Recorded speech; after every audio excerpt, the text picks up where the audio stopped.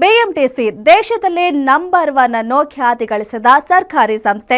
ಪ್ರತಿದಿನ ಲಕ್ಷಾಂತರ ಪ್ರಯಾಣಿಕರನ್ನ ಕೊಂಡೊಯ್ಯೋ ಕೆಲಸ ಮಾಡ್ತಿರೋ ಈ ನಿಗಮದ ಹೆಸರು ಕೇಳಿದ್ರೆ ಸಿಟಿ ಮಂದಿ ಬೆಚ್ಚಿ ಬೀಳುವಂತೆ ಮಾಡ್ತಿದೆ. ಸ್ವತಃ ಇದನ್ನ ನಿಗಮದ ಹಿರಿಯ ಅಧಿಕಾರಿಗಳು ಒಪ್ಪಿಕೊಂಡಿದ್ದು ಸದ್ದಿಲ್ಲದೆ ಯಮನ ಏಜೆಂಟ್ ರೀತಿ ಕೆಲಸ ಮಾಡೋಕೆ ಆರಂಭಿಸಿದೆ.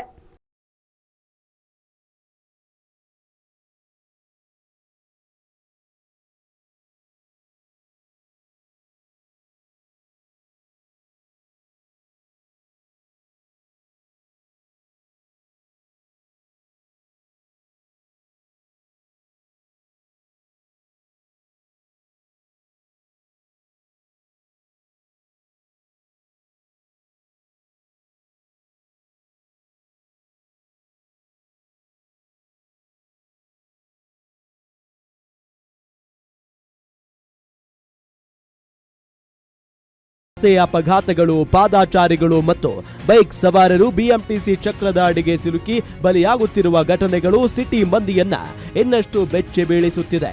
ಈ ಘಟನೆಗಳ ಹಿಂದೆ ಚಾಲಕರ ಅಜಾಗರೂಕತೆ ಇದೆ ಅನ್ನೋದನ್ನ ಸ್ವತಃ ಸರ್ಕಾರವೇ ಒಪ್ಪಿಕೊಳ್ತಿದೆ. ವಾಹನಗಳ ನಿರ್ವಹಣೆಯಲ್ಲಿ ಕೊರತೆಯೇ ಇದಕ್ಕೆ ಪ್ರಮುಖ ಕಾರಣ ಎನ್ನಲಾಗ್ತಿದೆ. ಬಿಎಂಟಿಸಿ ಆಕ್ಸಿಡೆಂಟ್ ಪರ್ವ. ಬಿಎಂಟಿಸಿ ಅಧಿಕಾರಿಗಳು ಕೊಟ್ಟಿರೋ ಮಾಹಿತಿ ಪ್ರಕಾರ 2008ರಿಂದ ಇಲ್ಲಿಯವರೆಗೆ ಅಂದ್ರೆ 2026ರ ಜೂನ್ ಅಂತ್ಯದವರೆಗೂ 4294 ಆಕ್ಸಿಡೆಂಟ್ಸ್ ಆಗಿದೆ. ಇದರಲ್ಲಿ 1149 ಸಾವುಗಳು ಬಿಎಂಟಿಸಿಯಿಂದಲೇ ಆಗಿದೆಯಂತೆ.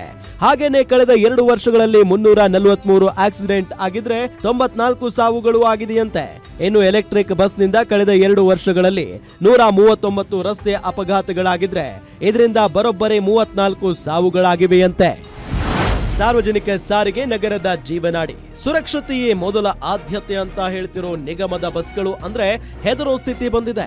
ಎಲೆಕ್ಟ್ರಿಕ್ ಬಸ್ನಿಂದ ಹೆಚ್ಚು ಅಪಘಾತ ಆಗ್ತಿದ್ದು ಇದಕ್ಕೆ ಚಾಲಕರ ಅಜಾಗರೂಕತೆಯು ಕಾರಣ ಎನ್ನಲಾಗ್ತಿದ್ದು ಇದಕ್ಕೆ ಬ್ರೇಕ್ ಹಾಕುವ ನಿಟ್ಟಿನಲ್ಲಿ ನೂತನ ಸಾರಿಗೆ ಸಚಿವರು ಯಾವ ಕ್ರಮ ಕೈಗೊಳ್ಳುತ್ತಾರೆ ಅನ್ನೋದನ್ನ ಕಾದು ನೋಡಬೇಕಿದೆ. ಉಲ್ಲಾಸಿಯಸ್ ಕಿರುವಾಸೆ, ಗ್ಯಾರಂಟಿ ನ್ಯೂಸ್, ಬೆಂಗಳೂರು.